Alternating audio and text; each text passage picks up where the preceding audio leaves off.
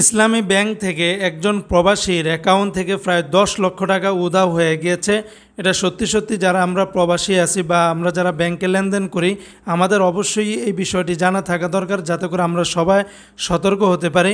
গত দুদিন আগে দৈনিক ইনকিলাব পত্রিকাতে তারা একটি নিউজ প্রকাশিত করেছে। এই নিউজের বিস্তারিত সকল তথ্যগুলি এই ভিডিওর মাধ্যমে আপনারা জেনে নিতে পারবেন। নিউজের হেডলাইনটি এমন ছিল, ইসলামী ব্যাংকের অ্যাকাউন্ট থেকে প্রায় 10 লক্ষ টাকা উধাও।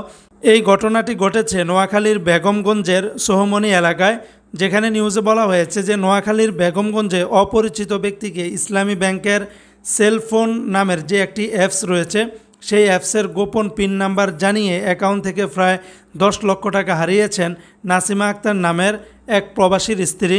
নাসিমা আক্তার বেগমগঞ্জ উপজেলার সোহমনি পৌরসভার 9 নম্বর ওয়ার্ডের হাজিপুর গ্রামের গোলাম কিবরিয়ার স্ত্রী। গোলাম কিবরিয়া হচ্ছেন একজন সৌদি প্রবাসী। নাসিমা বেগম বলেন, ইসলামী ব্যাংক সোহমনি ব্যাংক রোড শাখার অ্যাকাউন্টে আমার 10,03,231 টাকা সেভিংস অ্যাকাউন্টে ছিল।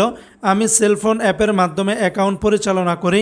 গত 5 মে দুপুরে একটি অপরিচিত নম্বর থেকে ফোন করে ইসলামী ব্যাংকের কর্মকর্তা পরিচয় দিয়ে আমার অ্যাকাউন্ট বন্ধ আছে বলে জানানো হয়। অ্যাকাউন্ট খোলার জন্য মোবাইলে আসা পিন নম্বর জানতে চান।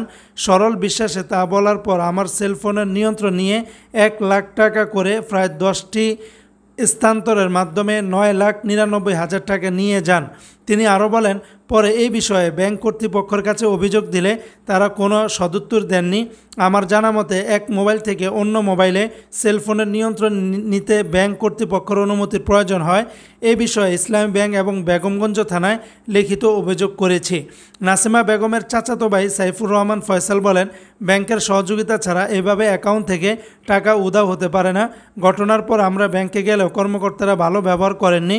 ইসলামী ব্যাংকের মতো একটি দায়িত্বশীল ব্যাংকের এমন আচরণে আমরা হতভম্ব।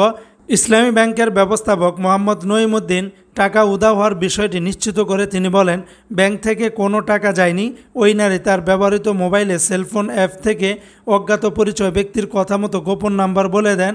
এতে প্রতারকরা প্রায় 10 বারে 9,99,000 টাকা হস্তান্তর করে নিয়ে যায়। বিষয়টি প্রধান কার্যালয়ে জানানো হয়েছে। টাকা উদ্ধারের চেষ্টা অব্যাহত আছে। বেগমগঞ্জ থানার ভারপ্রাপ্ত কর্মকর্তা ওসি আনোয়ারুল ইসলাম বলেছেন, অভিযুক্ত সাধারণ ডায়েরিতে জিডি অন্তর্ভুক্ত করা হয়েছে। বিষয়টি তদন্ত করে প্রয়োজনীয় ব্যবস্থা নেওয়া হবে।